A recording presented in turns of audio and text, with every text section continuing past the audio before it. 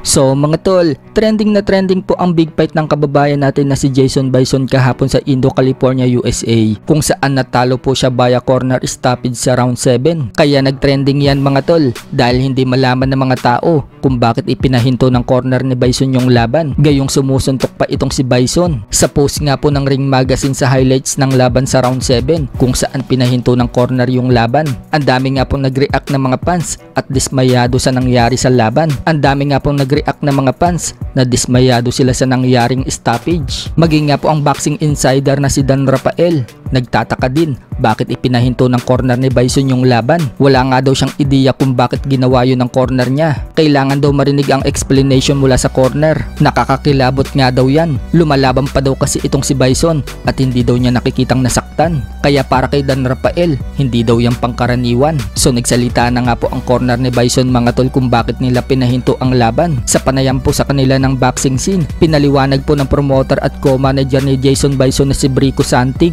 Nakita daw kasi niya at nakita din daw ng head trainer ni Bison na si Alan Alegria yung troubling signs, katulad daw ng wala na sa balanse si Bison. Bagamat hindi naman daw nasaktan si Bison sa suntok ni Culasso, pero na-outbalance daw ito. Sa last round, natamaan daw si Bison sa tagiliran. So bago daw mag-follow up si Culasso ng 2, 3, 4, 5 na suntok na magdadala ng panganib kay Bison at manakaut ang bata nila, nagdesisyon na yung team na ipatigil na yung laban. Nakita nga din daw nila na minsan kahit natamaan daw si Bison ng mahinang suntok lang, pasuray-suray na daw ito. Dagdag pa ng promoter mga tol, yung referee daw, last 2 rounds, nasa corner daw nila. At tinatanong daw sila kung okay daw si Bison dahil marami daw natatanggap na solid shot si Bison. At ipinapatanong din daw ng Commission's Corner Inspector kung ipapahinto na daw ba yung laban. Pero sinabi po ng team ni Bison na okay pa daw si Bison, kaya tuloy-tuloy pa rin yung laban.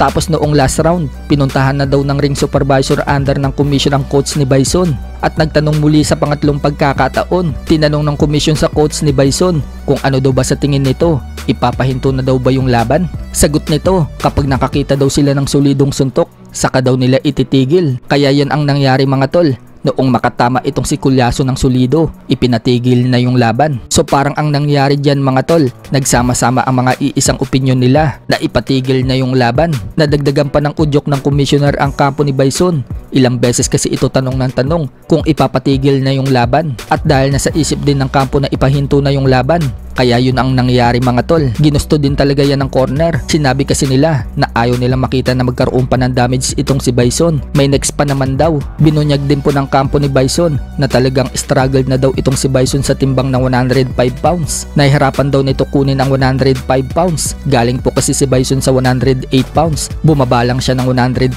pounds para sa World Championship. Sabaw at prutas na nga lang daw ang kinakain ni Bison sa final 2 weeks bago ang laban. So anong masasabi nyo dyan? Sa kabilang banda naman mga tol, matapos pong madepensahan ni Oscar Culasso ang mga titulo niya dito kay Bison, agad po niyang hinamon ng rematch itong si WBC Minimum World Champion Melvin Jerusalem. Napatagalog pa nga po itong si Culasso at sinabing pumirma na daw si Jerusalem ng kontrata para sa unification ng kanilang mga titulo. Pumalag naman itong si Jerusalem at sinabi niyang let's go champion.